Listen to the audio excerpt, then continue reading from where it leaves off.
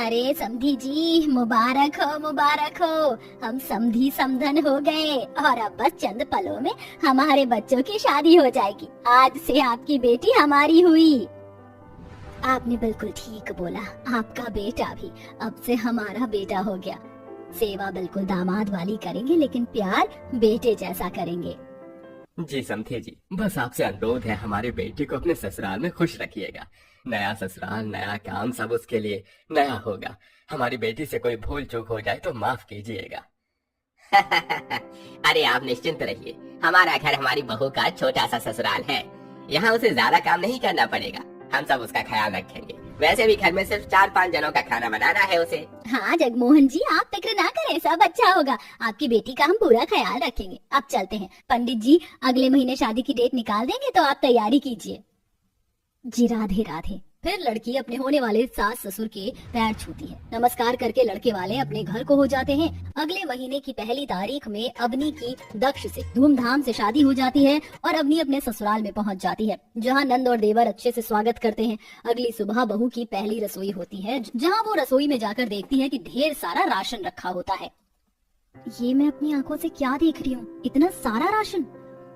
माँ जी रिसेप्शन की पार्टी करके बहुत सारे लोगों को बुलाने वाली हैं क्या? तभी सास आती है।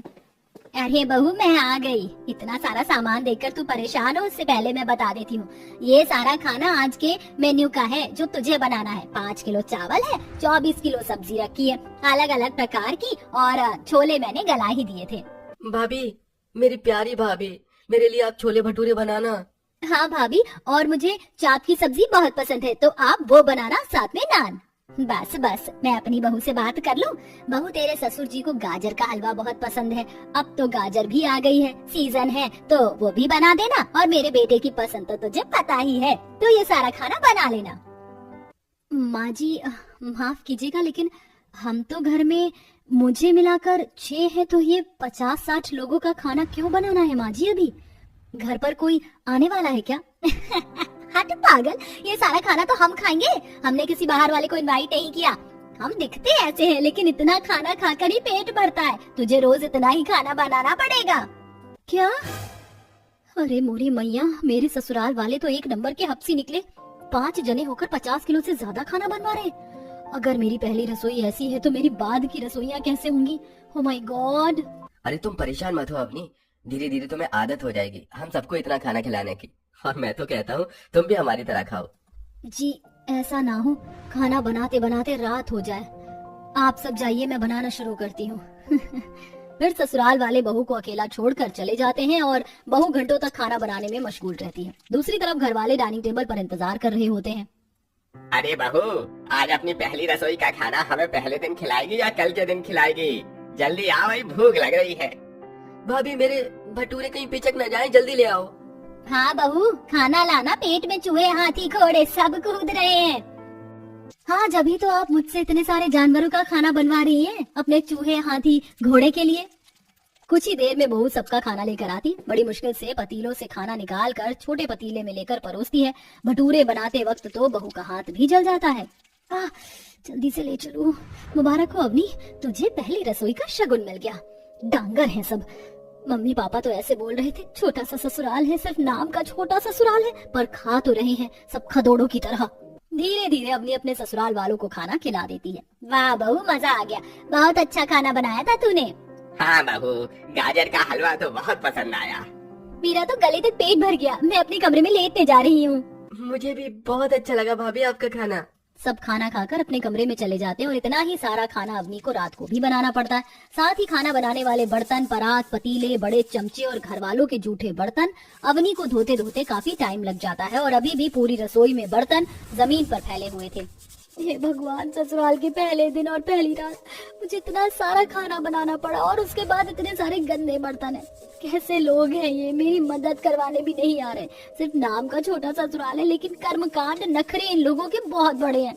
जैसे तैसे अवनी बर्तन साफ करके अपने कमरे में जाती है। समय गुजरता है। अब तो अवनी का ढेर सारा खाना बनाकर ससुराल वालों को खिलाना आम हो गया था, पर उसके लिए ये एक सजा थी। बहू, जल्दी से खाना ला, मुझे ये राजमा चावल अच्छे नहीं लग रहे, जा दोबारा से बना कर ला। पापा जी, इसे बनने में बहुत टाइम लगता है, राजमा फुलाने पड़ते हैं। आप बाकी सब्जी खा लीजिए, मैं थक गई हूँ खाना बनाकर।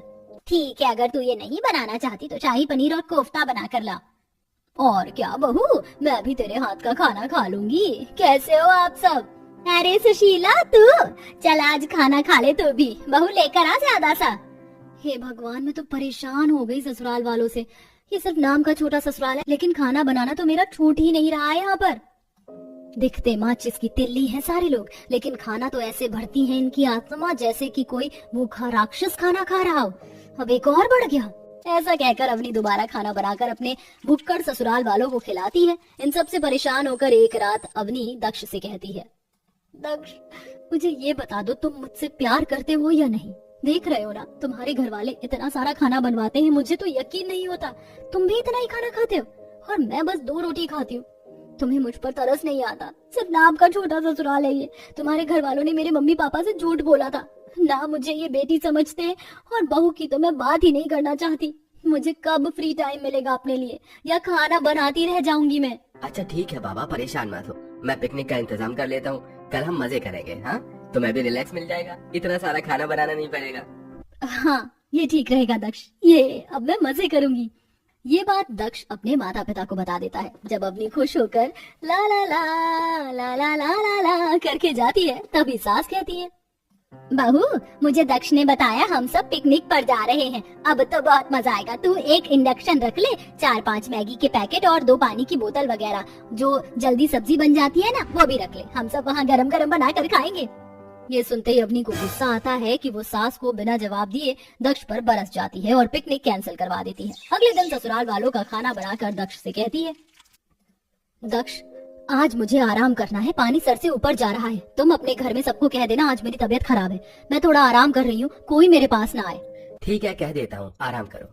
दक्ष ये कहकर ऑफिस चला जाता है। अवनी आराम करती है कि शिप्रा आ जाती है।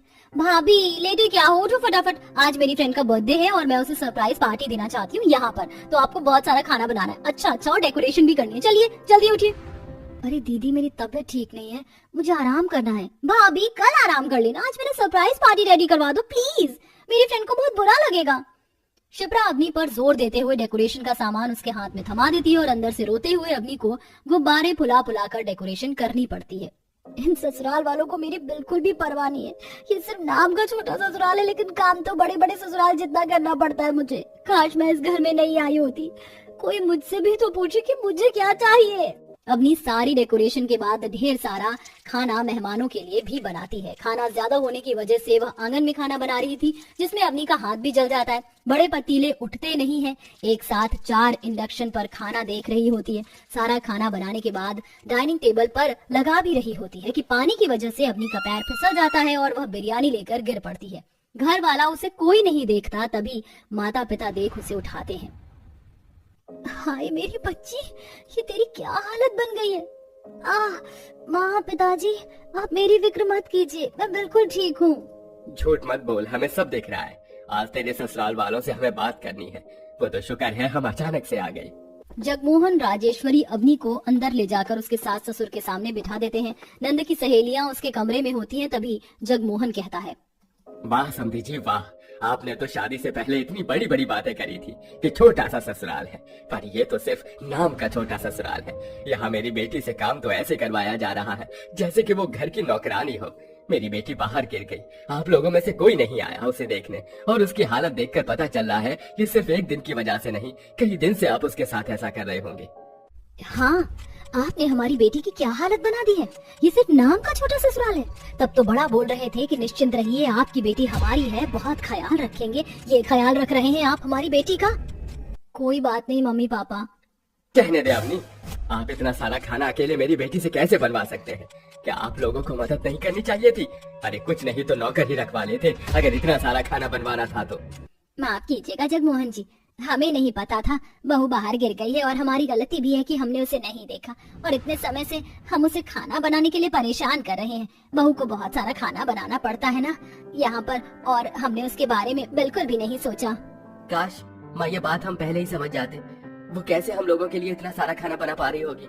भाभी आई एम सो सॉरी, आपके मना करने पर भी मैंने आपको ढेर सारा काम देकर प्रेशराइज किया, लेकिन अब से मैं आपके हर काम में हाथ बटाऊंगी। आगे से ऐसी गलती फिर कभी नहीं होगी समधी जी। उस दिन के बाद से पूरा परिवार खुश रहता है और बहू के काम में हर कोई साथ देता है।